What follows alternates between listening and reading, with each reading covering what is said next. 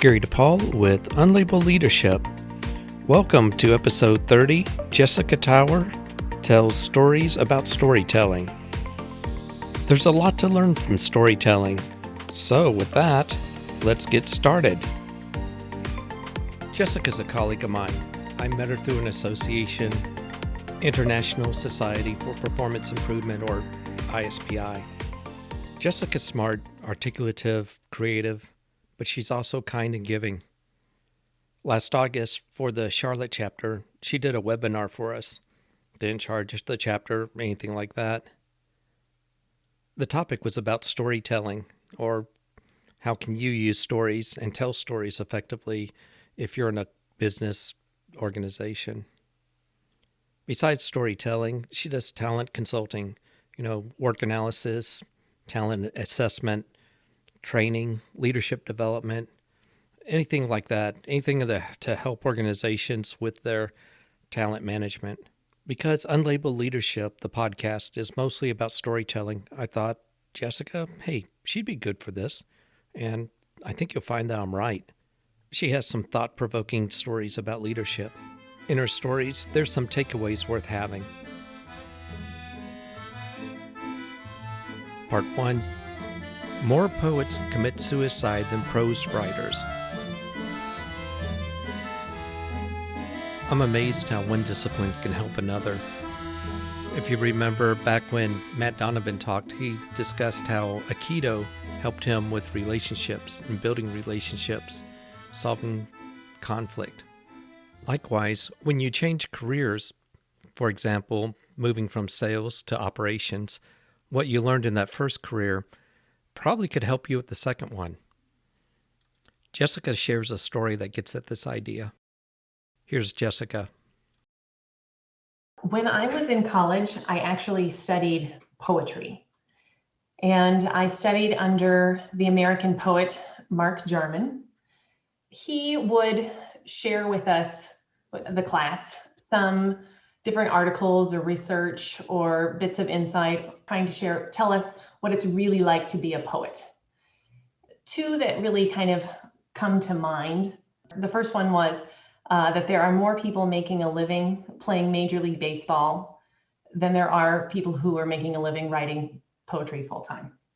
It's really hard to make a living writing poetry.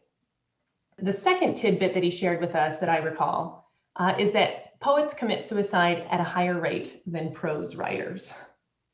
Wow. Looking back, I'm not really sure exactly what his motivation was for sharing that information with us. I don't know if he had a dark sense of humor, maybe, or he was trying to discourage us from thinking that it would be, a life of leisure being a poet. But whatever his motivations were, he was successful in discouraging me from pursuing that as a career choice. My takeaway from writing with him was that writing poetry is not a marketable skill. I did the responsible thing as a student and had a second major that was my, quote unquote, real major. I considered poetry writing to be a bit of a frivolous indulgence. Once I started my career and started working in my 20s, I realized that my takeaway was wrong. The skills that I learned writing poetry kept coming in handy as I went through my career. So things like being able to read between the lines and thinking critically, communicating concisely, just kind of your general verbal ability and working with metaphor and symbolism. These things kept coming in handy with different jobs that I was doing. So I realized that, the creative arts, writing poetry, storytelling, these are really important skills that have a lot of applications in the workplace. I completely agree. I drove my aunt nuts because in college I majored in philosophy. Yeah. She was like, why would anyone do that? What kind of a living can a philosopher make? But you're right, it's in the arts, even if you went into history and some other subjects like that, you learn creative thinking, critical thinking, It gives you a different perspective, especially when it comes to writing and communicating with other people. Yes, and especially the way that we define success at work today is different than it was, say, 50 years ago. For a lot of jobs now, it's not exactly the tasks that you do, but it's how you do them and how you make somebody else feel. So even if you think about like a customer service role or a leadership role, how are you making others feel around you? Those kinds of skills that have to do with philosophy or the arts, they really are important. Yes, and I love that it's not the tasks you do, but it's how you go about doing them and how you affect other people, how they feel. And I guess the old adage, they don't remember what you say, but they remember how you made them feel. Yes, yes. I think that is more true today than it was in decades past. Absolutely. Part two, the strength of storytelling locally and nationally. If you listen to the show, you'll realize there's several themes. Some of them are about big acts that lead to enterprise changes. Others are about small acts that have a cumulative effect. Another is that you may never know the impact that you have on other people with how you lead. Jessica shares a couple of stories that have big impacts both at the local level and nationally. Here's Jessica with her first story. Earlier in my career, I was in charge of leading training events. So I was leading a multi-day conference for about 100 managers. These managers were all from the same company, but they were coming from different sites. There was certainly some unhealthy competition between the sites. The organization was really focused on a little bit of culture change, increasing teamwork, getting the sites to communicate better with one another. We definitely had some work to do in terms of organizational culture. I gave them an icebreaker exercise in which we shared stories of employees who exemplified the organization's mission. The exercise was only an hour long, but it really had a big effect on the whole day and the whole conference. First of all, it was way more emotional than I had expected. So people shared short 1-minute stories, and some were funny and people were laughing. Some were sad and touching. There were tears, plenty of tears in the room. Just the energy in the room was so palpable. It really kind of set the tone for the whole day, and it set the tone for the conference. Afterwards, managers came up to me and told me that they had never felt so moved and felt such commitment to the organization's work. I felt that the day was really a big success and that activity was really successful. However, I really didn't understand the true effect of the exercise until maybe a year later when I was at one of the sites. The director at that site said, "Jessica, I want to show you something." She brought me over to a bulletin board that the managers at that site had created after they attended the training. On the bulletin board, the managers had taken note cards and written short stories of the same prompt that we did at the training. Stories of employees who exemplified the organization's mission. And they put them up on the bulletin board. Then what had happened over the past year is that other employees started adding their cards and their stories. The stories kind of grew from the bulletin board.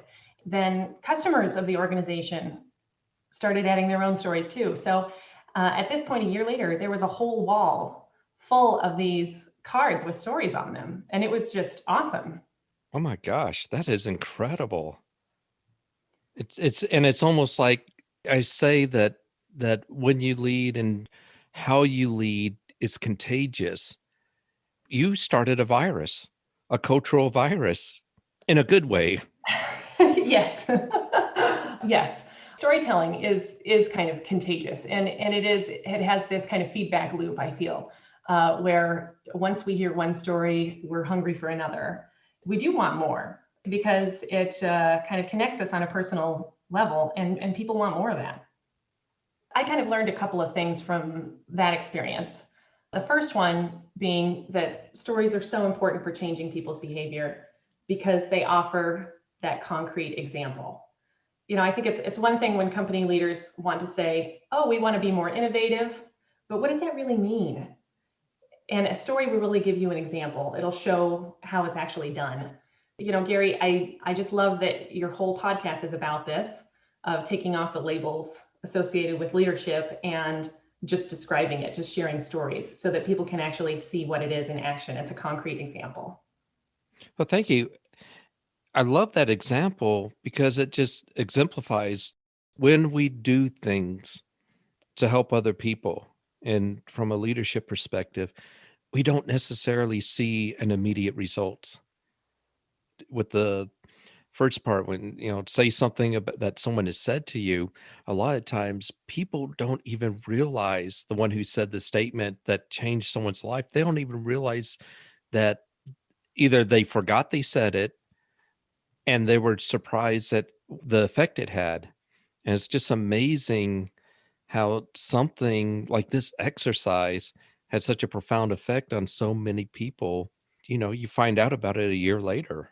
Yeah, you're absolutely right. And gosh, that really makes it difficult to try and calculate ROI on some of the on leadership itself or some of these interventions that we do in organizations when it is hard to tell, what the effects are. That's a really good point. It's probably easier to track the ROI on the big things that you do, but it's hard to track the small things that have a cumulative effect. Absolutely. The second takeaway that I had from that experience was to give up the microphone. I teach storytelling for leaders.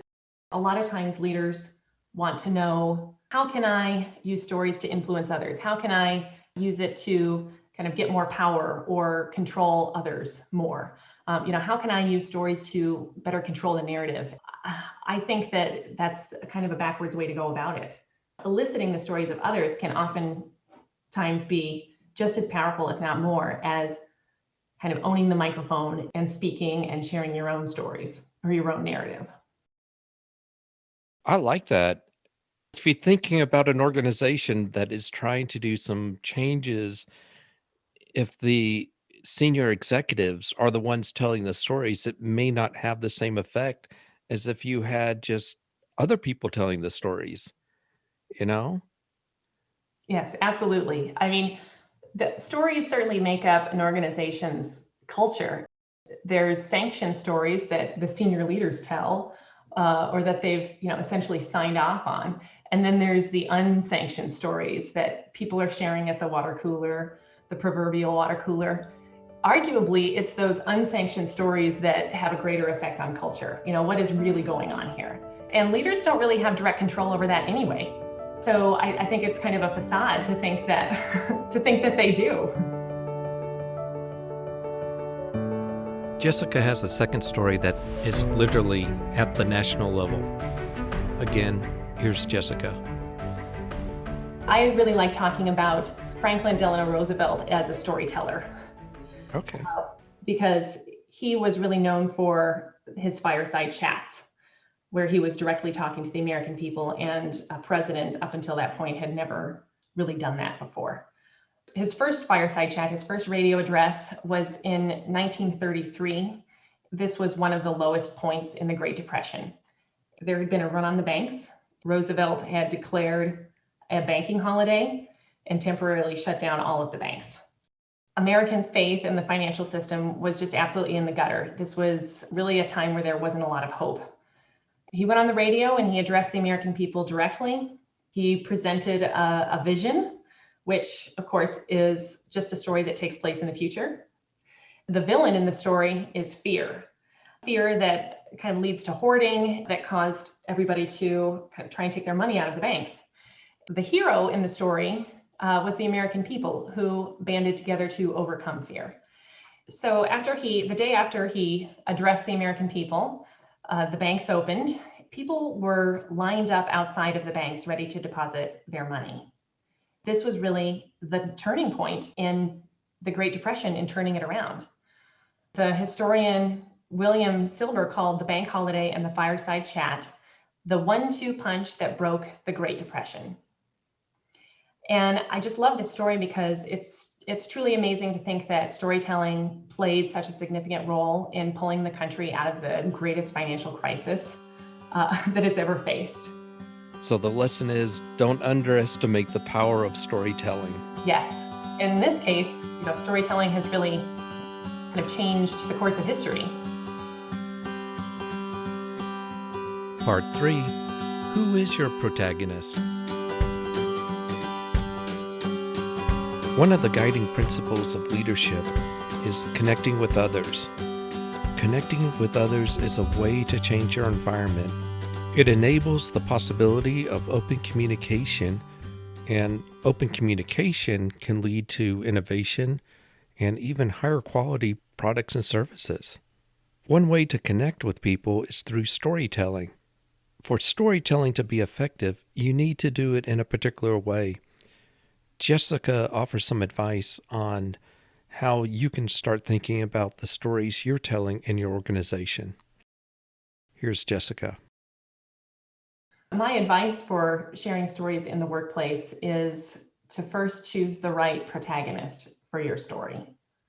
If we think back to our high school English class, the protagonist is the main character for the story. I think this is a mistake that a lot of people make when they're sharing stories, is that they choose the wrong protagonist. You want to choose a protagonist that your audience really identifies with. A lot of times if a senior leader is sharing a story about themselves and they're trying to speak to their employees, the employees might not identify with that. They might identify with another employee. And so making another employee kind of the hero of the story or the protagonist of the story, I think can be really powerful. It's not so much the person, but it's the shared experiences that would really connect with the protagonist. Yes. As listeners of stories, we all want to identify with the main character. As a speaker or a storyteller, the better that you can make that happen, allow your audience to identify with your protagonist, then the more effective that story is going to be, and better it's going to land with the audience. Thank you, Jessica Tower. If you want to learn more about Jessica, go to the show notes for links. And if you have any questions or comments, go to unlabeledleadership.com. Look for the message icon. You can click for 1 minute or so and leave a voicemail message. Maybe I'll play it on the air. Thank you for supporting the show, and thank you for listening. Until we meet again, lead on.